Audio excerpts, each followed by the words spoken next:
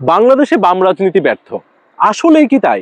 আমরা তো দেখি যেখানেই অন্যায়, যেখানেই শোষণ, বামরাই সেখানে প্রতিবাদ করে, গরিব মেহনতি মানুষের পাশে দাঁড়ায়। তাহলে সমস্যা কোথায়? সমস্যা হচ্ছে বাম রাজনীতির ভাষায়। অনেকেই বামদের কথা শোনেই না, কারণ তারা বামদের কথা শুনে বুঝতেই পারে না। বামদের রাজনীতির ভাষা প্রায়ই খুব তাত্ত্বিক।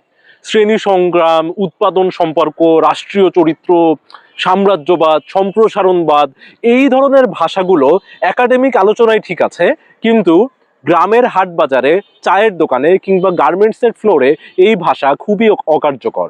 সাধারণ মানুষ হয় এই ভাষার সাথে তাদের জীবনের সমস্যাগুলোর সামঞ্জস্য ধরতে পারে না, অথবা তারা ভাবে এগুলো বইয়ের কথা, এগুলো আমাদের জীবনের কথা না।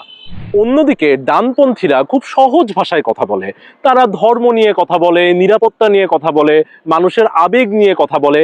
সাধারণ মানুষ এই কথাগুলোকে খুব সহজেই বুঝতে পারে। বামপন্থীরা এখানেই পিছিয়ে পড়ে। তারা যে কোনো সমস্যাকে গভীরভাবে বিশ্লেষণ করে ঠিকই, কিন্তু সেই সমস্যাগুলোকে মানুষের দৈনন্দিন ভাষায় কার্যকরভাবে তুলে ধরতে পারে না। বাম রাজনীতির কথা ভুল নয়, কিন্তু এই কথাগুলো যদি সাধারণ মানুষের মুখের ভাষায় না বলা হয়, তাহলে রাজনীতিটাও সাধারণ মানুষের কাছে পৌঁছাবে না। তাই আজকের চ্যালেঞ্জ হলো এই বামপন্থী ধারণাগুলোকে বা বাম রাজনীতিকে সহজ ভাষায় বলা, সাধারণ মানুষের মুখের ভাষায় বলা।